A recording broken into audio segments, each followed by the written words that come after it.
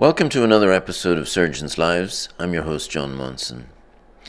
Our guest today is Jim Fleshman, who is currently the chair of the Department of Surgery at Baylor University Medical Center in Dallas. Jim was born in New Orleans and spent much of his formative years in Northern Ireland before moving with his family to St. Louis. He spent most of his life in St. Louis, going to medical school there, doing his residency at WashU, and apart from a year in Toronto for a colorectal fellowship, then went on faculty in WashU, where he served as division chief. About 10 years ago, he moved to Dallas. Jim is a big baseball fan and currently is on a mission to go to most, if not all, of the Major League Baseball grounds in the country. A stellar career has seen him rise to the presidency of ASCRS, as well as the American Board of Colorectal Surgery. And he's a well-known proponent of surgical research, holding multiple federal grants over the years. In recent years, he's realized that there's perhaps more than one way to skin a cat and perhaps multiple different ways of managing people in terms of mentors, and has set himself the task of hopefully improving people's careers by guiding them in terms of their path through life. I hope you'll enjoy our conversation today. If you do, don't forget to like and subscribe, and please send me whatever comments you want in terms of the podcast. Enjoy. So, Jim, thanks for taking some time out of your afternoon to join us on another episode of Surgeons' Lives, which, as you know, has a separate subtitle called Stuff That Matters, because whilst it would be no doubt an enjoyable experience to go through your extensive CV line by line, and we will, of course, touch on that. It's the main purpose is for me to try and talk to a range of surgeons from Northern Hemisphere, Southern Hemisphere, around the countries, different specialties, to show that there's more to the surgeon than just being in the OR or the office. There's a life behind it, and which I think sometimes gets lost in what is becoming an increasingly pressurized healthcare system.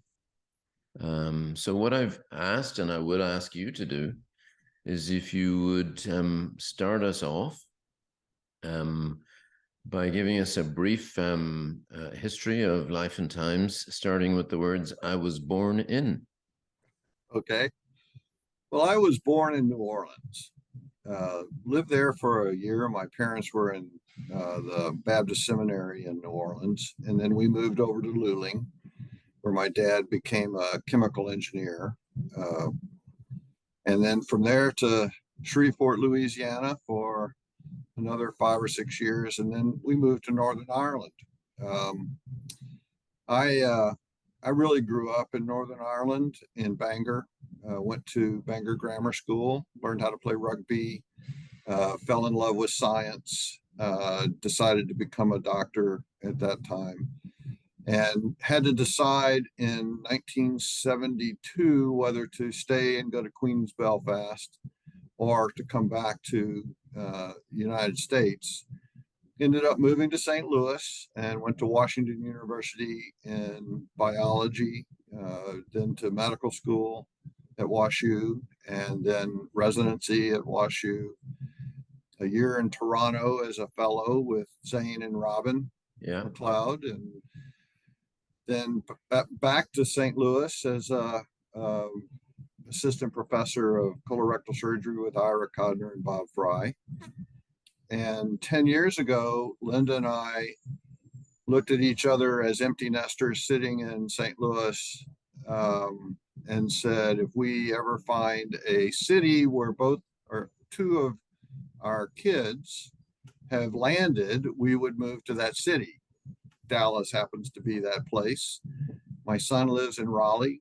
He has 4 of our grandkids, and Cindy lives in Dallas, has 2 of our grandkids, and Angie lives in Dallas and has the seventh grandkid. And Wow. that now kind of sets the stage for what I do for fun, which is follow grandkids. Yeah, yeah, that's quite a selection. I feel humbled having a mere one. Um, You've got some catching up to do, but it'll be fun. exactly. So when you moved to St. Louis from the north of Ireland, Northern Ireland, or Northern Ireland as it's called, Yep. um, and I'm obviously because you were brought up in the north of Ireland, you clearly never gave any thought to going to a proper medical school, namely Trinity College in Dublin. That was No, I wasn't allowed to cross the border. exactly, exactly. Um, in those days, though, they would have happily taken your foreign student fees, you know. Oh, sure. Oh, I'm sure they would have. That Yeah. was, as you know, Ireland in those days, that was pre-Celtic Tiger. Yes. Right. Not a wealthy country by any manner of means, with quite a lot of hardship going on. But when you moved to St. Louis because your folks moved back to St. Louis, or did you strike out on your own? Well, my dad got a job in St. Louis, Right. Yeah. working for the railroad company that was there, American Car Foundry, Ah, and I got into college, and they eventually moved on to Houston to work in the oil industry down here for National Lead. And my dad and my mom moved around several times from the time that they left St. Louis. And yeah. I stayed in St. Louis, got married, and we The kind of rest made that is home for almost 42 years. yeah, yeah, yeah. And you, you know, Teresa DeBesh is one of my colleagues here. You know, she's a Louisiana girl, Mhm. but she suffers near-death experiences if she gets too close to snow. It's just not Yeah, something, it's not good. you know, she's just not capable of tolerating it at all. But you spent, as you say, nearly 40 years seeing plenty of cold temperatures and snow, which is not bad for a Louisiana boy. Well, we learned to ski. We went to Colorado quite a bit. The year in Toronto taught my kids how to ice skate and cross country ski. And Yes. actually, my youngest daughter learned how to ski in Holiday Hills, just north of Toronto. So we we uh, we had a good time. We enjoyed winter sports, but it wasn't as much of a passion as it is for others. Yeah, it's I can ski. I'm not a good skier, but I can ski. But having lived in Minnesota for a year and upstate New York for 8 years, I remain unconvinced exactly what the purpose of cross-country skiing is. It seems to me a complete waste of time. It's all about exercise. That's all it is. It's all about exercise. I mean, And you I could do used to, that. You could do that at home, you know. I did. I used to use Nordic track for my exercise. So it was, Exactly. but Yeah. it was in a controlled environment. Exactly.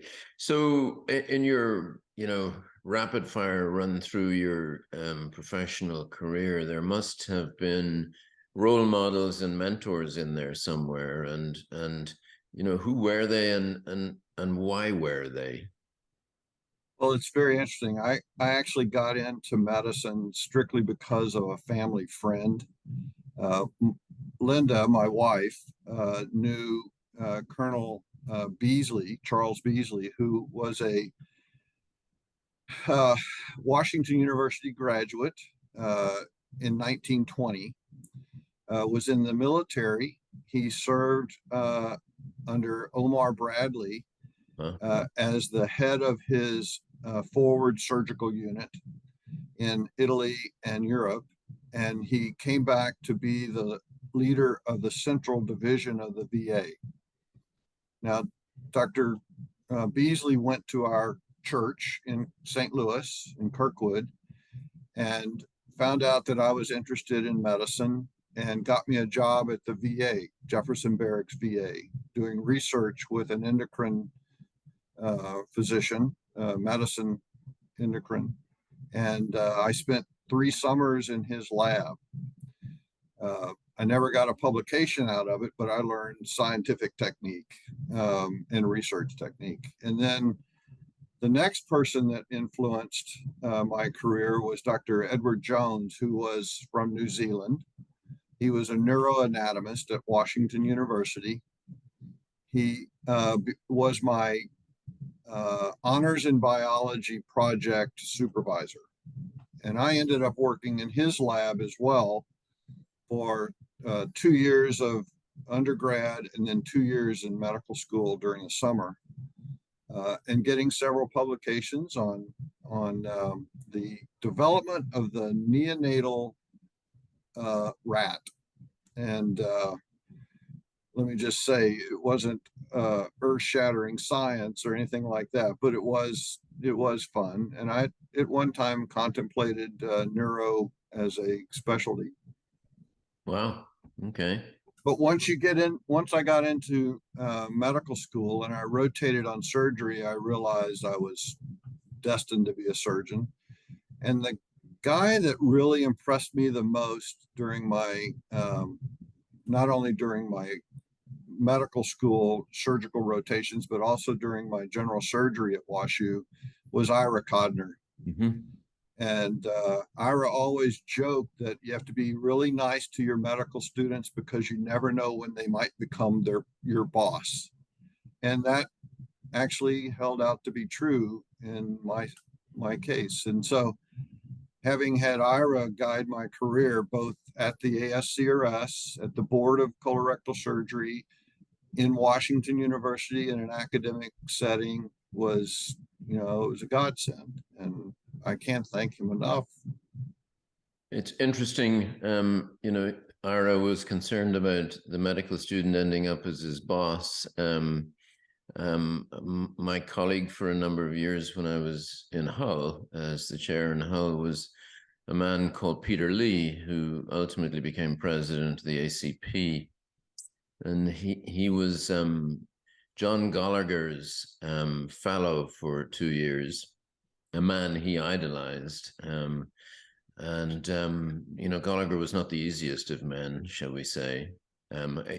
If I was to tell you that John Gallagher was a North of Ireland Orangeman, you would know exactly what I mean by that. Absolutely. And I met John under Ira's guidance. And, so Peter, the greatest thrill that Peter had in his career, which he will tell you, is that not that he became John Gallagher's boss, but he became his doctor.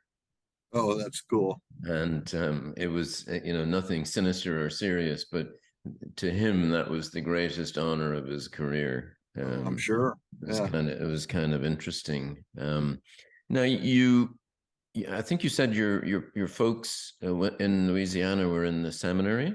Yes, they were at the Baptist Theological Seminary in New Orleans. And correct me if I'm wrong, but I think you are a man of faith, to use a phrase. The reason I ask that or raise it is that you and I spent a number of years in Ireland around the same time. I obviously was born and brought up there. And, at that time, Ireland was quite a polarizing place to be. Yes. And people, were fundamentally killing each other on the altar of faith beliefs. And, people did one of two things in that scenario. They either, took up arms and joined in, or they turned away. And I, chose the latter. I was in Dublin when the IRA bombs went off just outside where we were sitting in 1974. Wow. And so I always, I am not a person of faith. My sister has that covered for me. She's a missionary. So oh, that's cool. Yeah. So she sorts that out. But I was just interested in what you saw when you were growing up in the north of Ireland at a time which was, the Troubles were really fully fledged at that point. They were indeed. I considered, we went to an Irish Baptist church in Bangor. I had some really good friends who lived in Hollywood, just out of Belfast, Ian Campbell and Ross Campbell. And they came to Bangor to go to church. And it was, there were maybe 350 members. Baptists are not a large religious group in Northern Ireland. There were, they never, there was never any disparaging word spoken about the religion of the people from Ireland as opposed to Ulster, which is where Northern Ireland is. Yeah. What I learned was that this was not a true religious war. This was a economic war. Yeah, this exactly. was about oppression, suppression, and lack of funding of the appropriate state programs that could have alleviated much of what was going on. No, for sure. Had we just dealt with that, there wouldn't have been near the friction. No, for sure. And, I was struck by, at the beginning, probably 10 years earlier than that, when the civil rights marches started, one of the slogans that was used was "one man, one vote." And of course, that was at a time when, unless you were a house owner, you did not have a vote.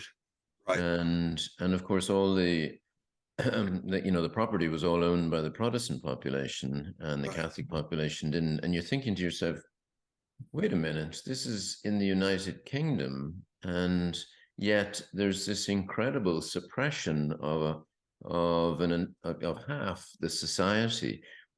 It's hardly surprising that people are on the streets asking for a life, Yes. And as you say, it was on the, it rode on the coattails of religious differences, but it wasn't really. No, I'm a history buff. I've read a lot about both Northern Ireland and Ireland itself, and the history as far back as you can go, even to the Saxons and the Irish being part of the Viking legend back and forth. It was all based on who got what and who could hold on to what. And I don't know that that should ever be related to religion, because the origins were not truly about. No, it's wherever you go in the world, people latch on to different, differences, or it's just an easy tag. So there you are, starting out fresh-faced in and enthusiastic in Wash U. What was your can you recall what your ambitions were at that time? What did you see yourself being 20 years later? So it's very interesting, because I since I am a person of faith, and I do believe that God has guided my career. I got into general surgery thinking I was going to be a small town general surgeon, in Sullivan, Missouri. And Sullivan, Missouri is 45 minutes outside of St. Louis. My wife grew up in St. Clair, Missouri, which is 35 minutes out of St. Louis. And I had met a surgeon there who wrote a book called Working Without a Net.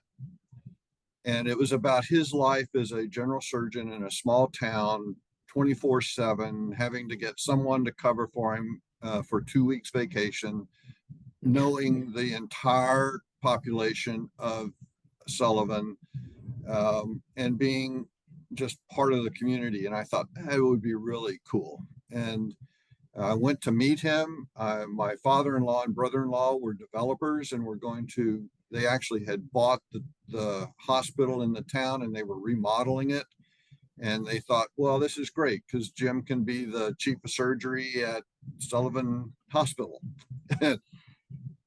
And during the summers, I was working as a construction supervisor, and realized that maybe the small town life was not going to be as good as I thought it was. And my wife told me it definitely wasn't going to be as good as I thought it was. So Linda and I decided that we needed to rethink that plan. And the influence of the people in my department of surgery in St. Louis was profound, because Gordon Philpott, who was our chief of surgery, he was at Washington University, had spent time at the NIH. He had a lab looking at CEA. So even though he's a surgical oncologist, he kind of had something that connected him to colorectal. And at one point, they needed someone to go into the lab because they had a log jam above. And they said, well, Fleshman's done research, we'll put him in the lab. And that changed my life. I found out that the research background I had could immediately be translated into a career in academic surgery. Mm. And it gave me, I got the Monheimer Research Fellowship, paid my salary for 2 years. I learned scientific method. It gave me insight into what it took to get an R01. After I graduated, and when Philpott retired 5 years later, I inherited his R01 and then used his lab going forward for other things to look at laparoscopy and the impact of pneumoperitoneum and whatever. The methodology is a core skill. Yes. And it the knowing what a control is, knowing what the idea, and its basic science translates right into clinical science. You can't deny that. And having a curious mind is part of what comes out of that experience. And at that time, and still today, of course, WashU is an academic powerhouse across the board, with at various times #1 in NIH funding, et cetera, but was also part of at that time a Midwestern cartel almost of the colorectal centers, with Mayo and Cleveland. You'll forgive me for saying, because Ira used to complain about this, dominating the landscape, with Ira in the background saying, "What about us? Wait about what?" Ira always had a chip on his shoulder about the fact that the James IV Fellows never visited WashU. Etc. And in those days, the UK, of course, was dominated by St. Mark's, and one or two other specific places. But now, just like climbing Mount Everest, colorectal surgery is done far and wide by many people in many centers. How have you observed that over the last couple of decades? So, the colorectal surgery was started by Joe Matthews after a career in academic surgery in Kentucky, and so we came from an academic background, and then we became a clinical non-academic specialty. The clinics built themselves around colorectal surgery: Cleveland, Mayo, Leahy.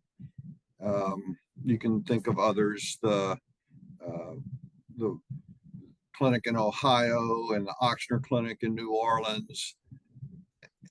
And so, as that goes, the clinicians that were there were very strong, and they were very dedicated to getting their outcomes and following their results and talking about things. And because the ASCRS was some of the first large national meetings to kick in, even as big as the American College of Surgeons in some aspects, they held a place of high regard around the country already. But what was missing was the join of colorectal surgery to an academic mission. And if you look at it now, all of the major clinics that had colorectal surgery have become affiliated with medical schools. Washington University, IRA, watched Haran Abkarian become the first professor of colorectal surgery in the country at University of Illinois. Yeah. But it really still didn't have that academic value that we saw in surgical oncology and hepatobiliary and trauma, whatever. And IRA said, wait, so let's start an academic colorectal surgery unit. And he went to Sam Wells, and after some discussion and some back and forth, Sam bought into it. Not that Sam liked colorectal surgeons, but he saw the value in having it as part of an academic group. So IRA started, really, in my mind, the first full-time academic program in colorectal surgery, with everyone being a full-time academic employee owned by the medical school. Yeah, and that went forward. Well, you'll remember also that in Haran Abkarian's case, it wasn't the medical school that bought into it. I mean, his chair was the Turi Josephson chair, yes, funded by Auto Suture as it was then. I mean, Leon. Who cares who funds it? But the point is, it was industry who provided the impetus to do it. Yeah, Leon Hirsch saw what the benefit was, and I think that was something that a lot of people hadn't in the past. Yeah, exactly. And so Abkarian has influenced us all. He was really the first chair of a department of surgery who came from a colorectal surgery background. And now you look around the country and you see they're everywhere. And I think he certainly remains far above any other colorectal surgeon for the store of jokes he has. For sure. I mean, he's definitely in a league of his own in that respect. Absolutely. Absolutely. So pursuing an academic career, which, as you've described, was a timely move and appropriate move, but you also rose to and continue to rise to the glittering heights of a political career.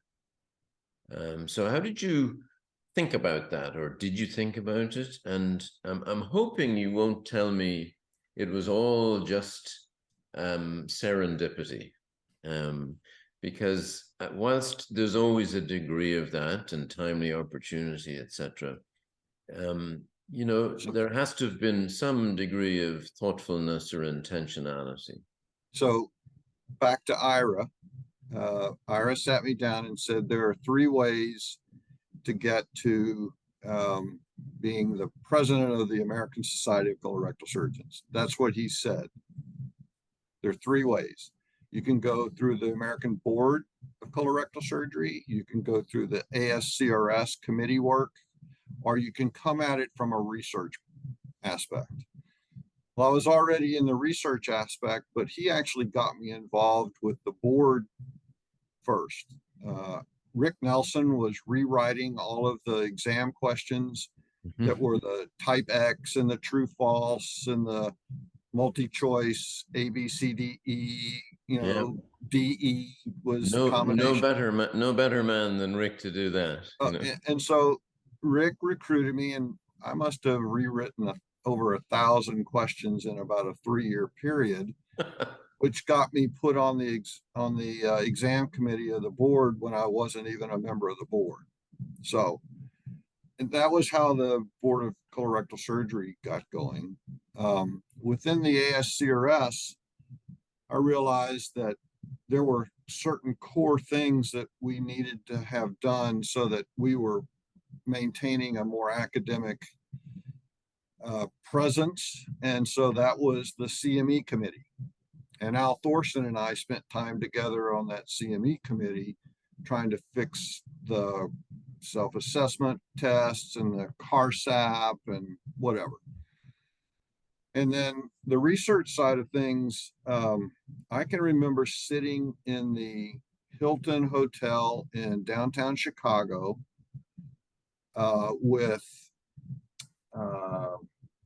who was it, Rick Nelson, and I'm blocking on his name, I'm sorry, who was the program director for Leahy Clinic when David Schetz was the head.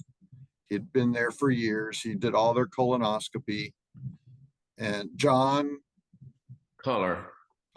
So John and Rick and I, and every now and then Abkarian would show up, and we had Garner from New York and Garnett from New York, and we would look at research projects. And that was the research side of things. And Pat Mazier was still in charge of the foundation, and there was very little funding available. And so I just said, look, I'm available and I'd love to do this stuff. So you went from get there involved, and it just goes. I think I'm definitely going to select out that phrase as one of the great phrases that I think could probably last, which is every now and then Abkarian turned up. I think that's I mean, I think that covers a huge amount of things. It does. Yeah, he had his finger in it all, for sure. Exactly. So do you have another presidency in you? I don't know. I was flabbergasted when I ended up getting on the board of regents for the college. That had never even crossed my mind. I'd watched Steve do a great job. He and I had talked about it, and I figured it was his turn. And so he went through, and I figured I'd be too old and way gone before it was ever considered. And well, that may of course still be true, you know. Oh, thank you. I appreciate that. But it's your career it is what you've done in the past makes a difference in when people start considering. No, I think that's true. And, you know, there's no question, you know, despite me, you know, flippantly saying that, but, you know, there are people who have a whiteboard in their kitchen and have their life mapped out in, you know, very specifically. But I think there are equally people who just go with the flow, and if they contribute along the way, and if they're asked to do something, they do it. I think the one thing that does strike me is that, you know, the one piece of advice I give to people is that if you're asked to do something, then deliver on it. Right. Because if you don't deliver on it, you know, you'll be asked 3 or 4 or 5 times, but eventually you won't be asked. Well, that's my talk with my junior faculty. You know, Matt Much is the president of the Society of Colorectal Surgery. I sat him down and I said, if you take my job in St. Louis as the chair or the chief of colorectal, I expect you to be the president of the society before you're done. Yeah. Simply because here's the background, here's what you have to do, here's the plan you need to follow. You show up, you produce, you contribute, and it becomes obvious. So what advice would you give to a young Jim Fleshman, the young Jim Fleshman, not a young Jim Fleshman, but the young one, and say, you know, you might want to consider doing this a little differently? Well, I might have spent more time with the research side of things had I known now that the research is actually having a clinical impact beyond just evaluating new technology. Maybe I could have done more with the genetic side of things. I just never realized that that was going to be as important as it is now. Yeah, it's interesting you say that. In one of my interviews, I was talking to a surgeon who said that, surgery is fighting quite a rearguard action against medical oncology, for example, where there is an increasing belief that surgery will shortly be no longer required. Right.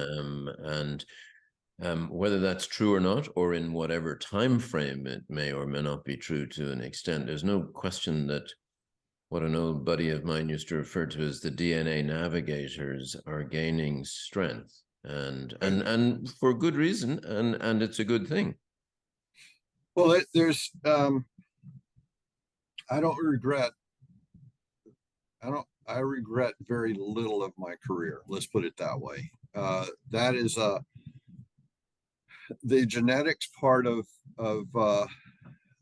colorectal surgery was blown wide open when they discovered, chromosome 5, and that, and FAP showed, APC gene showed up, and Vogelstein and Fearon, and I got to know all those guys. I met them. We talked about things, and they were strictly geneticists or molecular biologists. And when we started talking about the clinical side of things, they didn't know where things were. And so I was always much more interested in the clinical side, and I didn't think that I would actually need to know everything that they know. Now I wish I did.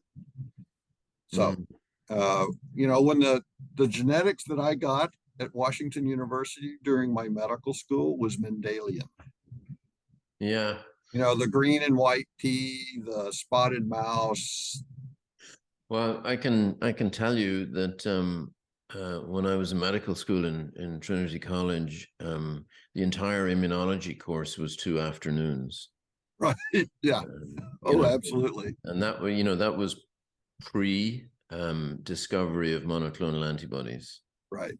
So there really was no immunology, etc. Right. So we had a lot of stuff on virology because our division at WashU was heavily involved in figuring out where things were inserting into disease, and that was all they knew. So our immunology was a very short session as well.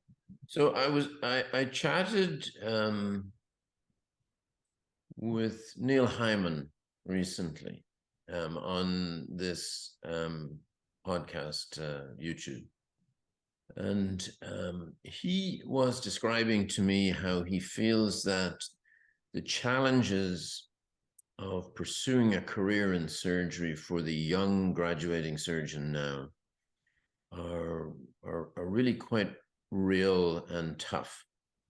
And he made a couple of important comments. One is that he tells these younger people that the world is a better place because of their existence, by a large margin.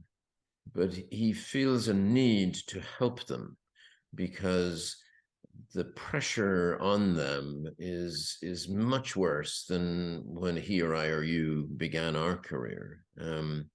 Are you pessimistic, optimistic for the young surgeon starting? I think they still have an opportunity for a great career. I think our residency program, we train 9 chief residents a year. They've switched from 10 years ago. We had very few who went into general surgery.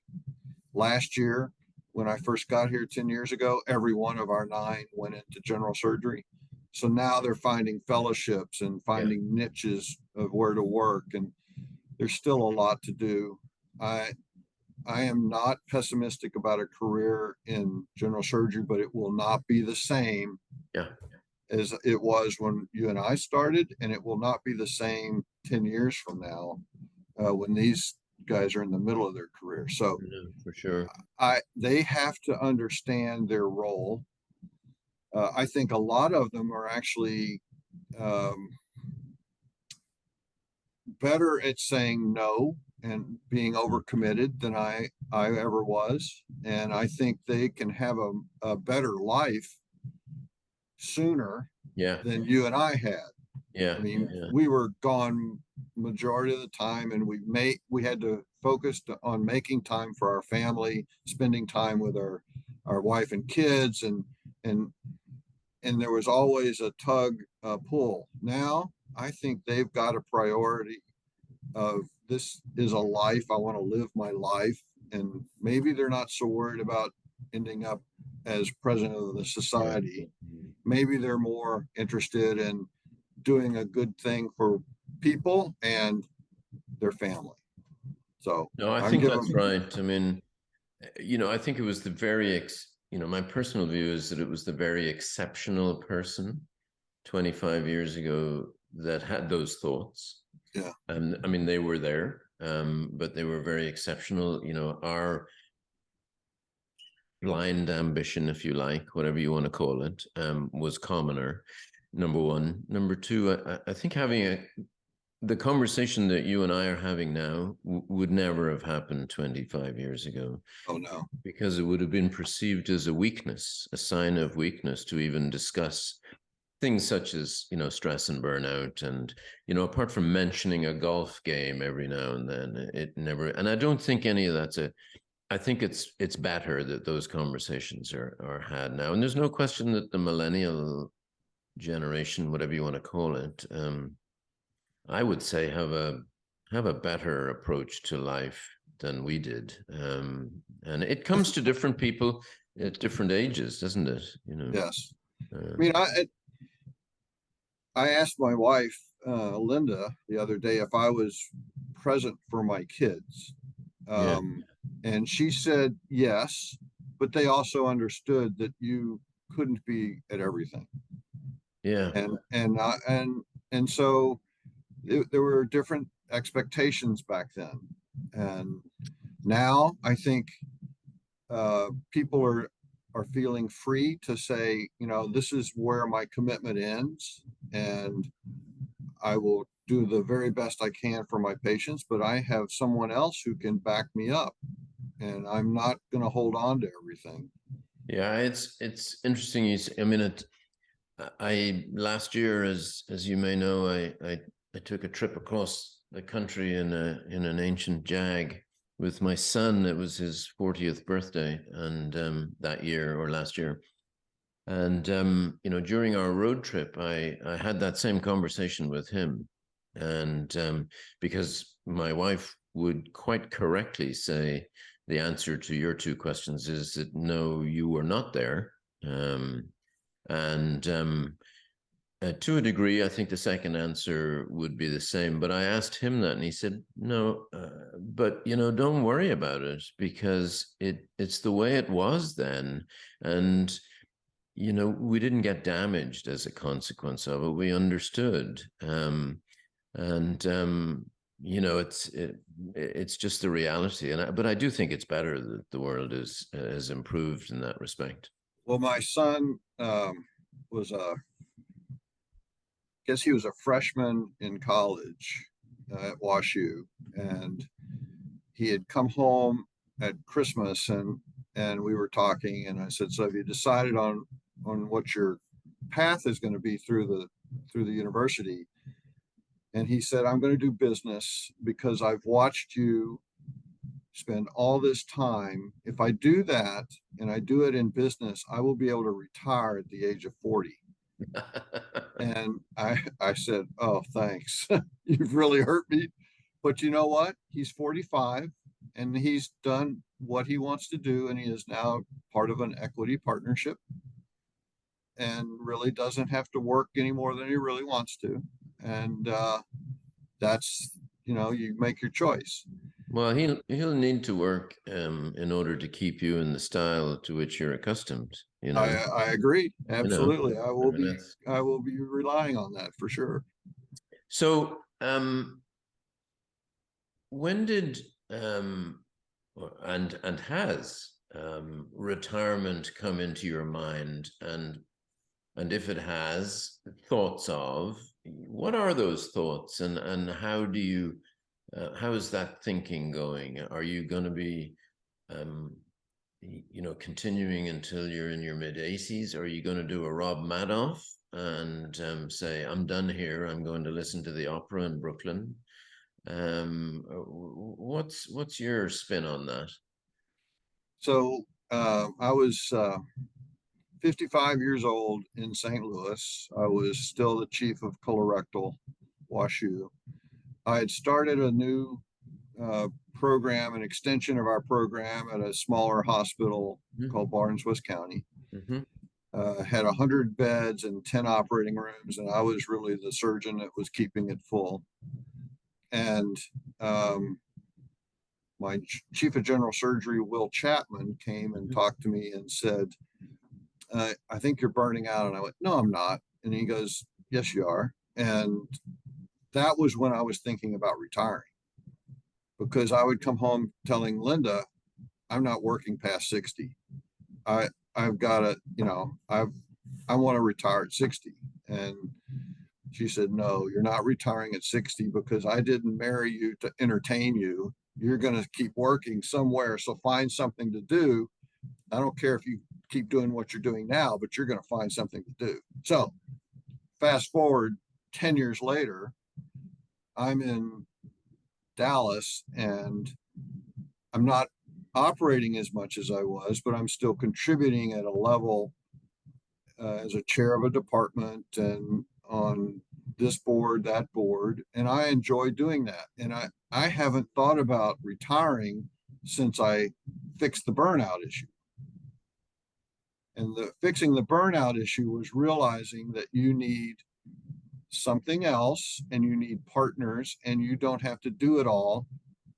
And you can be happy at doing something other than standing in an operating room 10 hours a day. Yeah. So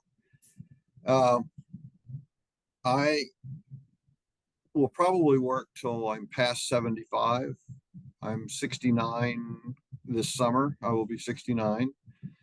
I have a feeling I may work up closer to 80. Just doing something because I enjoy it so much. Doesn't mean that I won't take days off in the middle of the week to go play golf, but I will definitely have something that I'm proud of that I'm doing till then. Is there, do you have a bucket list? And if so, Well, what's there? We like to travel.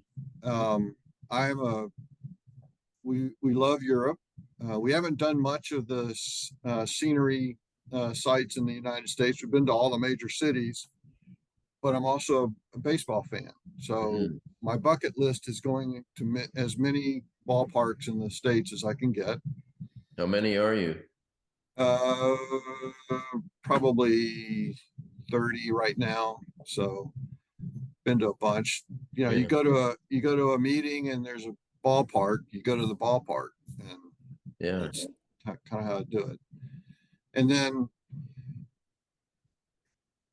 when your grandkids enter the equation, it changes your priorities. And so, okay, now it's no longer that I have to get to all the ballparks. It's just that I have to see my grandkids multiple times a year to make sure I keep up with them. And indeed bring them to the ballparks. Absolutely. That's exactly something that's very, very important. So how would you like to be remembered, and how do you think you will be remembered? Wow. I've got a shelf full of chapters that I've written, a couple of books on it, and I've got a CV that's too thick. That's not how I want to be remembered. I want to be remembered as somebody that helped a lot of people get to where they want to be in their career. And I spend a lot of time talking to young surgeons, medical students, residents about leadership and finding your your goals, and learning that interacting with people is going to be much more important than whether you can tie a knot in 3 seconds or 2 seconds. I mean, things that I never really thought about when I was a kid. And I wish I had known those when I was a kid. And I wish I had known my communication style when I was a kid, because that would have impacted the way I dealt with people, because I thought everybody thought the same way I did. Yeah. So now I spend time figuring out where they're coming from, so that I can relate to them in a way that makes them feel good. I got to tell you, that didn't cross my mind before the age of 55. Yeah. Um, Yeah. No, so for sure. I mean, there's no question that if you want to call it wisdom, but whatever you call it, wisdom does come with age, and it yeah, takes some time. And I've every surgeon has intermittently stumbled across people that have other world hand skills, that you just spot them immediately. They have a gift.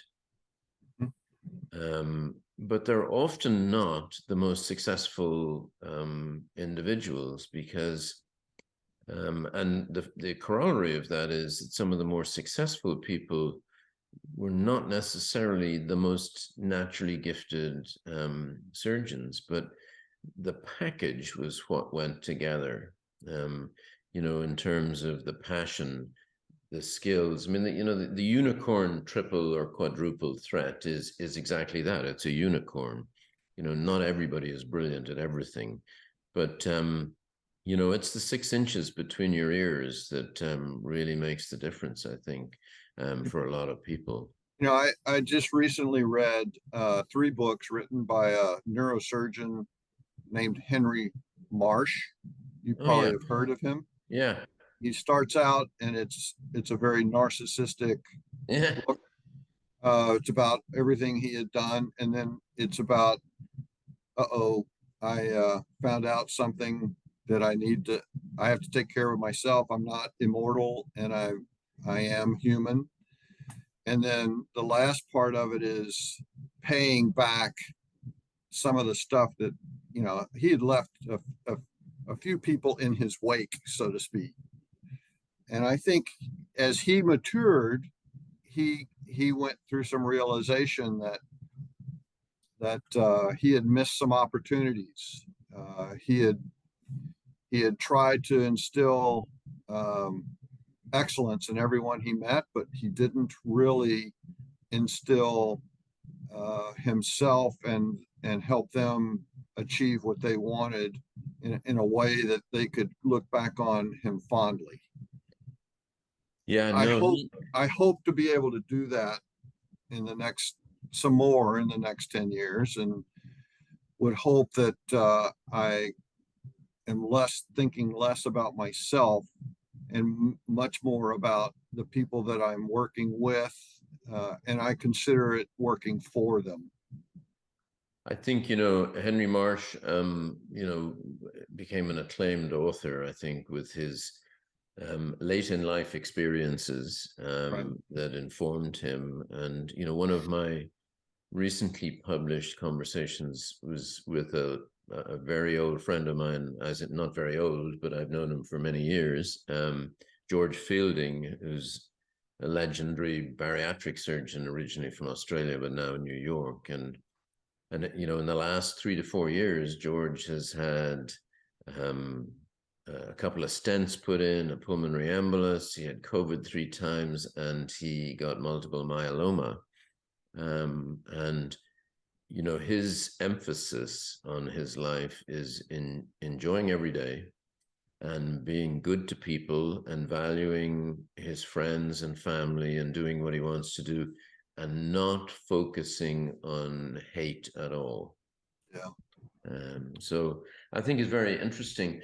So in the last minute or so, Jim, I get to ask you a series of quick questions Okay. that you do not have any time to think about the answers for. There are no correct answers to these, other than the fact that I know what the correct answers are. So we'll have Okay. we'll go. I already know the first answer, but I'll ask you anyway. So baseball or football? Baseball. Coke or Pepsi? Coke. PC or Mac? PC. Cats or dogs? Dogs. Beer or wine? Wine. Home or away? Home. Beatles or Stones? Beatles. I think you did okay. Yeah. Well, that's Terry Hicks' influence. Yeah, exactly. So listen, I want to thank you, Jim, really sincerely for spending some time.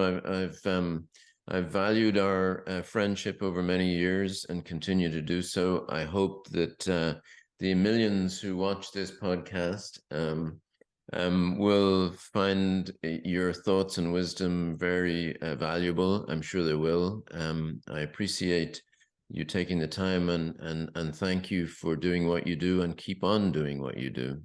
Well, thank you, John. It's been a pleasure, and my feelings are exactly the same way back at you. Thank you, Jim. Talk to you later.